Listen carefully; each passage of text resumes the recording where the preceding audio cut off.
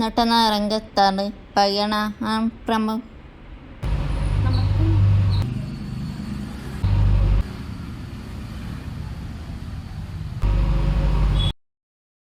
ನಮಸ್ತೆ. ಅದು ನೀವು ಮೈಸೂರಿನ ರಂಗಭೂಮಿಯಿಂದ ಬಂದವರಲ್ಲವಾ? ಹೌದು. ಅದು ನಾನು ಆಕ್ಟಿಂಗಲ್ಲಿ ತುಂಬ ಇಂಟ್ರೆಸ್ಟ್ ಹೊಂದಿದ್ದೇನೆ ಮತ್ತು ಆ ರಂಗಭೂಮಿಯಲ್ಲಿ ತುಂಬ ಚೆನ್ನಾಗಿ ಹೇಳ್ಕೊಡ್ತಾರೆ ಅಂತ ಕೇಳಿದ್ದೀನಿ. ಆ ರಂಗಭೂಮಿಯಲ್ಲಿ 3 ರೀತಿಯ ಪಾಠಗಳನ್ನು ಹೇಳ್ಕೊಡ್ತಾರೆ ಅಂತ ಕೇಳ್ತೀನಿ. ಜೊತೆಗೆ ಈ ಆರ್ ಅಂತ ಹೇಳ್ಕೊಡ್ತಾರಲ್ಲ, ಅದೇನು ಈ RE ಅಂದರೆ ಏನು ಗೊತ್ತಾ? ಆಕ್ಟನ್ ಅಂದರೆ ಆರ್ಟ್, ರಿಯಾಕ್ಟನ್, ಎಮೋಟನ್. ಆಮೇಲೆ 3 ರೀತಿ ಏನು ಗೊತ್ತಾ? ಅದು ದೇಹ, ಮನಸ್ಸು ಮತ್ತು ಧ್ವನಿ. ಇದನ್ನ ಯಾವ ಆಕ್ಟಿಂಗ್ ಟೂರಲ್ಲಿ ಕ್ಲೀನಾಗಿ ಹೇಳ್ಕೊಡ್ತಾರೆ ಇದು ನಿಮಗೆ ಗೊತ್ತಾ? ನೀವು ಸೋಷಿಯಲ್ ಮೀಡಿಯಾದಲ್ಲಿ ಮತ್ತು ರಿಯಲ್ ಲೈಫಲ್ಲಿ ಅದ್ರ ಬಗ್ಗೆ ಕೇಳ್ತೀರಾ? ಕರ್ನಾಟಕದ ಟಾಪ್ 5 ರಂಗ ಸಂಸ್ಥೆ ಯಾವುದೆಲ್ಲ ನಿಮ್ಮ ಮೂರನೇ ಸ್ಥಾನದಲ್ಲಿ ಮಂಡ್ಯ ರಮೇಶ್ ಅವ್ರದ್ದು ನಟನ ಅಂತ, ಅದು ಮೈಸೂರಲ್ಲಿರೋದು. ಓಕೆ. ಅದು ನಟನ ರಂಗಸ್ಥಳ. ನಾನು ಪ್ರಜ್ಞಾಶ್ರೀ ಅಂತ ಮೈಸೂರಿನವರು. ನಾನು 2023 ಮತ್ತು 2024ನೇ ಸಾಲಿನ ನಟನೆಯ ಹಳೆಯಾಗಿದ್ದೆ. ಕಾಲಿಗೆ ಸಹ ಭಾವನೆಗಳನ್ನು ಹೊರಗೆ ಬೆಳಕಿನಾಗಿ ತರುವುದು ನಟನ ಮತ್ತು ನಿಮ್ಮಲ್ಲಿರುವ ಬೇಡವಾದ ಭಾವನೆಗಳನ್ನು ಹೊರಗು ಹಾಕುವುದು ನಟನ ಮತ್ತು ನಿಮ್ಮ ವ್ಯಕ್ತಿತ್ವದ ಬೆಳವಣಿಗೆಗೆ ದಾರಿದೀಪವಾಗಿದೆ ನಟನ. ಉದಾಹರಣೆಗೆ ಒಂದು ಭಾವನೆ ಹೇಳ್ತೀನಿ, ಅದು ನೋವು. ನೀವು ಒಂದೊಂದು ಸತಿ ನೋವನ್ನ ಅಳ್ಕೊತೀರ, ಇನ್ನೊಂದು ಸತಿ ಅದನ್ನು ಹೊರ ಬರುವಂತೆ ಪ್ರಯತ್ನ ಪಡ್ತೀರ. ಆದರೆ ನಟನ ಏನು ಮಾಡುತ್ತೆ ಗೊತ್ತಾ?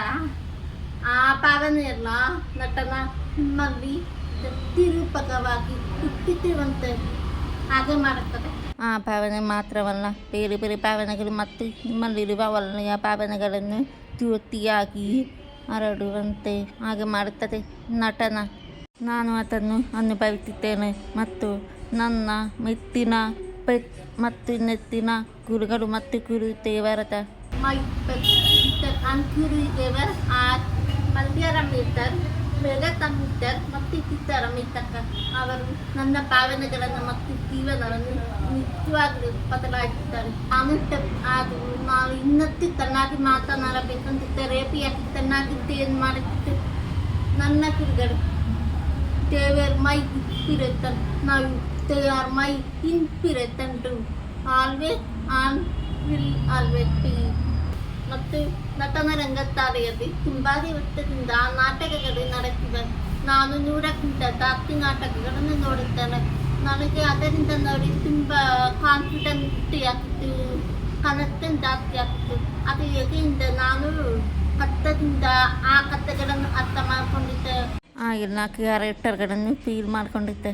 ಬೇರೆಗಳ ಗಮನ ಕೊಡದೆ ಅದರ ಕಡೆ ಜಾಸ್ತಿ ಅಬ್ಸರ್ವೇಷನ್ ಇತ್ತು, ತುಂಬ ಫೋಕಸ್ ಬಂದಿದ್ದೆ. ನಂತರ ನಟನದ ಹೊರಾಂಗಣದ ಬಗ್ಗೆ ಇರುತ್ತೆ. ಅದು ಏನು ಅಂದರೆ ಗ್ರೀಕ್ ರಂಗಭೂಮಿ, ರೋಮನ್ ರಂಗಭೂಮಿ, ಬೇರೆ ಬೇರೆ ವಿವಿಧ ತೀರ್ಥಗಳ ರಂಗಭೂಮಿಗಳ ಬಗ್ಗೆ ಇರುತ್ತೆ. ಆದರೂ ನಟನದ ಒಳಾಂಗಣದ ಬಗ್ಗೆ ತುಂಬ ಆಳವಾಗಿ ಅರ್ಥ ಮಾಡಿಕೊಳ್ಳಬೇಕು.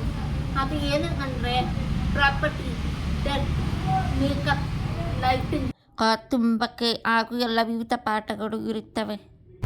ಮತ್ತು ನಾಟಕ ಮಾಡೋದು ತುಂಬ ಈಸಿಯಾಗಿರಲ್ಲ, ಕಷ್ಟವಿರುತ್ತೆ. ಕಷ್ಟಪಟ್ಟು ನಾಟಕಕ್ಕೆ ಓದಿಬೇಕು, ತುಂಬ ಆಳವಾಗಿ ಅರ್ಥ ಮಾಡಿಕೊಳ್ಳಬೇಕು.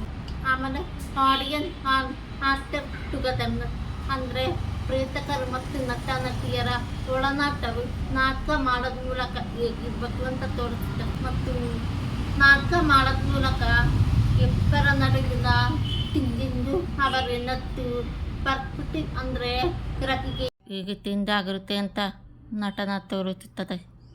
ನಾಟಕದ ಪರ್ಫಾರ್ಮೆನ್ಸ್ ಮಾಡಿದ್ದರಿಂದ ಜನರ ಭಾವನೆ ಮೂಡಿರುತ್ತೆ.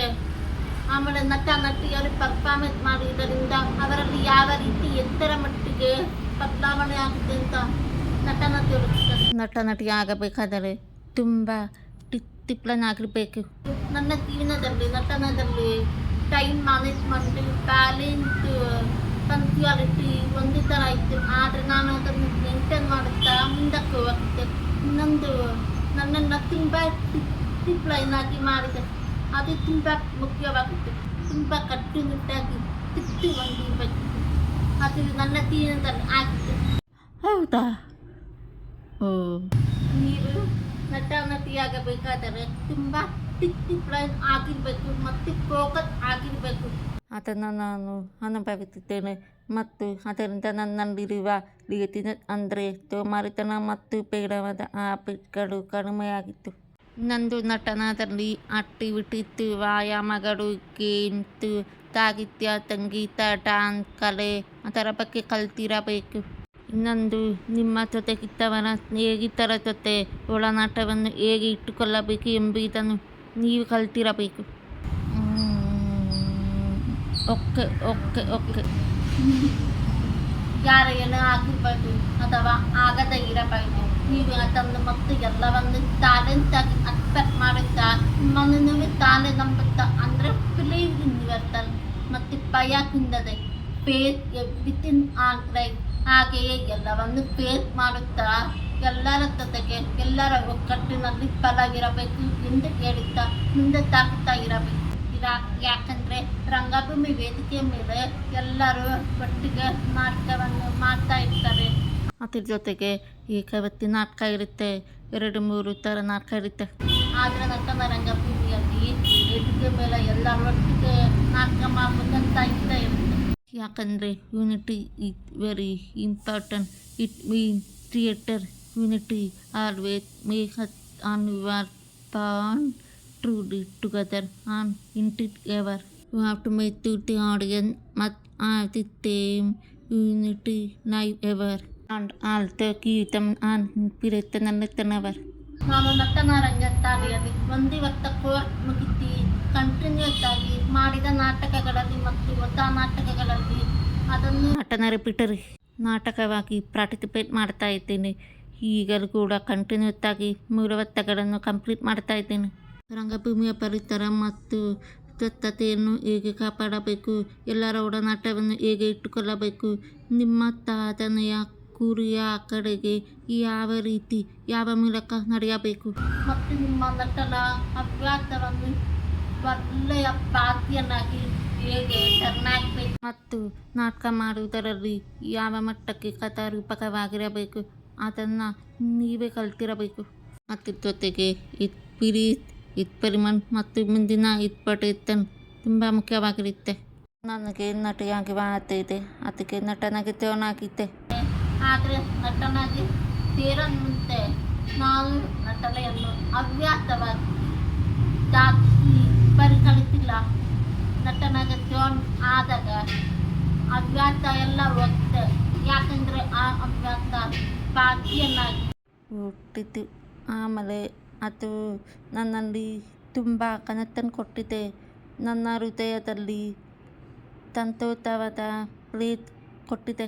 ನಟನ ನಮ್ಮನ್ನು ವಿವಿಧ ಅವಕಾಶಗಳನ್ನು ಹುಡುಕುವ ಮೂಲಕ ನಮ್ಮನ್ನು ನಟನ ಸ್ಟೂಡೆಂಟ್ ಆಗಿ ಸೀನಿಯರ್ಗಳಿಗೆ ಸೀನಿಯರ್ ಆಗಿ ಜೂನಿಯರ್ಗಳಿಗೆ ಸೀನಿಯರ್ ಆಗಿ ಮತ್ತು ಗುರುಗಳಿಗೆ ವಿದ್ಯಾರ್ಥಿನಿಯಾಗಿ ನಟನ ಫ್ಯಾಮಿಲಿ ಮೆಂಬರ್ ಆಗಿ ನನಗೆ ಸಿಕ್ಕಿಕೊಟ್ಟಿದೆ.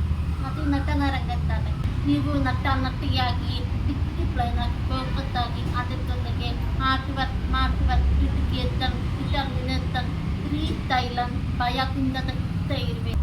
ನಾನು ಅದನ್ನೆಲ್ಲ ಅನುಭವಿಸಿದ್ದೇನೆ. ನಾನು ನಟನ ರಂಗತ್ತಾಳಕ್ಕೆ ಜಾಯ್ನ್ ಆಗಿದ್ದಾಗ ಎಲ್ಲವೂ ನಡೆಯಿತು. ನನ್ನ ಜೀವನ ಭಾವನೆಗಳು ನಿಜವಾಗೂ ಬದಲಾವಣೆಯಾಗಿದೆ. ನಿಮ್ಮ ಜೀವನದಲ್ಲಿ ಅದೇ ರೀತಿ ನೀವು ನಡೆಯಬೇಕು ಅಂದರೆ, ನಿಮ್ಮ ಕನಸು ನನಸಾಗಬೇಕು ಅಂದರೆ, ನೀವು ಒಳ್ಳೆಯ ನಟಿಯಾಗಬೇಕು ಅಂದರೆ, ನಿಮ್ಮ ಸಾಧನೆಯ ಕಡೆಗೆ ಗುರಿ ಮುಟ್ಟಬೇಕು ಅಂದರೆ, ನಿಮ್ಮ ಭಾವನೆಗಳು ಬದಲಾಗಬೇಕು ಅಂದರೆ, ನಿಮ್ಮ ಜೀವನ ಬದಲಾವಣೆಯಾಗಬೇಕು ಅಂದರೆ, ನಿಮ್ಮ ರಂಗಭೂಮಿಯ ಪ್ರಯಾಣದಲ್ಲಿ ಬದುಕುತ್ತಾ ಎಲ್ಲರ ಮುಂದೆ ಮತ್ತು ಎಲ್ಲರ ಜೊತೆಗೆ ನೀವು ಯಶಸ್ವಿಯಾಗಬೇಕು ಅಂದರೆ ದಯವಿಟ್ಟು ನೀವು I will do it, I can't do it I will do everything. I will pay everything. ಏನೇ ಕಷ್ಟ ಬಂದರೂ ಅದನ್ನು ಫೇಸ್ ಮಾಡ್ತೀನಿ.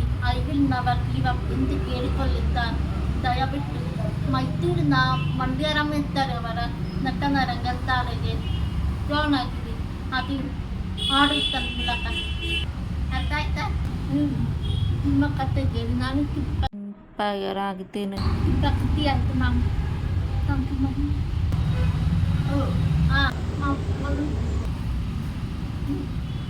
ಅಂತ. ನಟಿನ ರಂಗತ್ತಲ್ಲಿ ನನಗೆ ನೃತ್ಯ ನಿಮಗೆ ನೀರು ಕೂಡ ಇದೇ ತಿಂಗಳ 17ರಂದು ಮೈಸೂರಿನ ಮಂಡ್ಯ ರಮೇಶ್ ಅವರ ನಟನ ರಂಗತ್ತಾಲಿಯಲ್ಲಿ ಆಡಿಷನ್ ನಡೆಯಲಿದೆ. ಬೆಳಿಗ್ಗೆ 10 ಗಂಟೆಯಿಂದ ಮಧ್ಯಾಹ್ನ 1 ಗಂಟೆ ತನಕ ನಡೆಯುತ್ತೆ. ನೀವು ಕೂಡ ನಿಮಗೆ ನೃತ್ಯ ದಯವಿಟ್ಟು ಬಂದಿರಿ. With you very all the best. Thank you.